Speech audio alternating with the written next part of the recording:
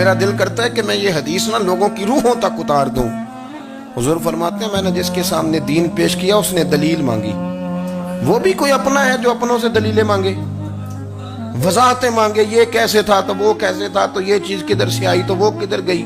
آپ اپنوں سے دلیلیں مانگ رہے ہیں، آپ اپنوں کو کٹہروں میں کھڑا کیا ہے۔ حضور یہ نہیں فرماتے کہ دلیل تھی کوئی نہیں، فرمایا جس نے مانگی میں نے دی دلیل، اور لوگ دلیل دیکھ کے مسلمان ہوئے۔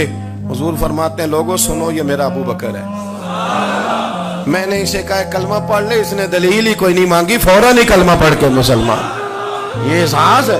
یہاں تو تھک گئے لوگ اپنوں کو دلیلیں دیتے، وہ جی ویسے کیسے تھا تو ایک بندہ یہ کہہ رہا تھا تو دوسرا، کہنے دے جو دنیا کہتی ہے، تو اپنی بات کر، تو بتا تو کیا کہتا ہے، اپنی رائے بیان کر، تیرا نظریہ کیا ہے، تیرا ذوق کیا، تو چھوڑ لوگ کیا کہتے ہیں، اپنی بات کر۔ اگر ابو بکر صدیق لوگوں کے کہنوں پہ چلتے تو مکہ تو سارا کچھ اور کہہ رہا تھا، اس وقت تو کچھ تھا ہی نہیں جو کہتا کہ نہیں تو ٹھیک چل رہا ہے، دنیا ساری کچھ اور کہہ رہی تھی، لیکن صدیق اکبر کہہ رہے تھے نہیں نہیں، سچ وہ ہے جو مدینے والے رسول فرماتے ہیں، سچ وہ ہے جو میرے آقا نے فرمایا ہے۔ اپنی زندگی میں انہوں نے بتایا لوگوں کو کہ دین کا مزہ لینا ہے تو پھر ذرا غلامی کر کے آتا ہے، پھر ذرا پورا پیار کر کے آتا ہے، پھر پوری محبت دے کے پھر غلامی کا مزہ۔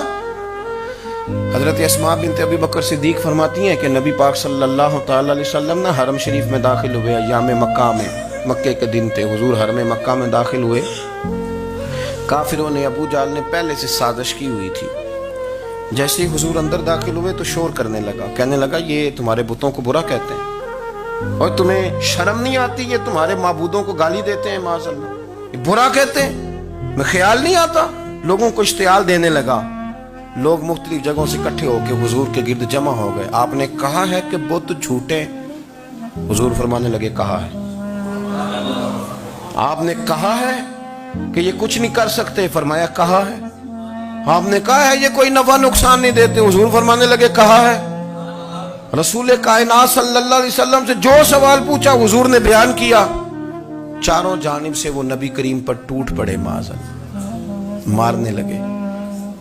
حضرت صدیق اکبر گھر میں بیٹھے کھانا کھا رہے تھے، کسی نے کہا ابو بکر وہ تو حرم میں حضور کو مار رہے ہیں، نہ سر پہ ٹوپی نہ پیروں میں جوتا۔ ابو بکر دوڑے، سر پٹ دوڑے، بھاگے۔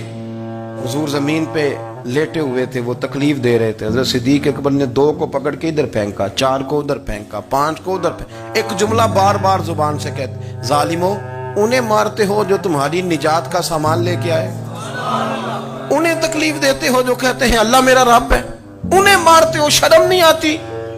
اب انہوں نے حضور کو چھوڑ کے تو جناب صدیق اکبر کو مارنا شروع کیا۔ حضرت صدیق اکبر، عقبہ بن ابی معیط، عتبہ اتیبہ، ان کے ہاتھوں میں جوتے تھے۔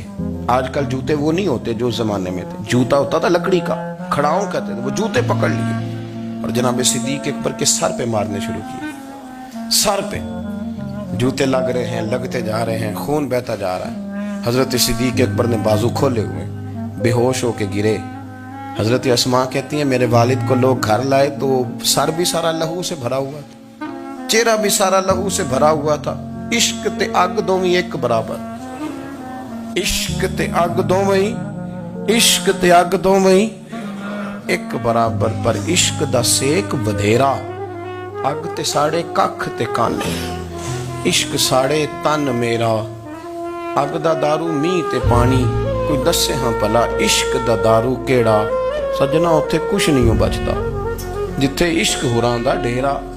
حضرت صدیق اکبر کو گھر لائے تو لہو لہان ہے سارا وجود، خون بہ رہا۔ جناب اسماء کہتی ہے میں نے سر پہ ہاتھ رکھا، دیکھوں کہاں کہاں میرے والد کو، میں رو رہی ہوں، میں نے سر پہ ہاتھ رکھا تو کہتی ہیں بال بھی میرے ہاتھ میں آ گئے اور سر سے چمڑی بھی اتر کے میرے ہاتھ میں آ گئی، گوشت بھی سر سے اترنے لگا، سارا سر ان کا مار مار کے انہوں نے نازک بنا دیا، نرم کر دیا۔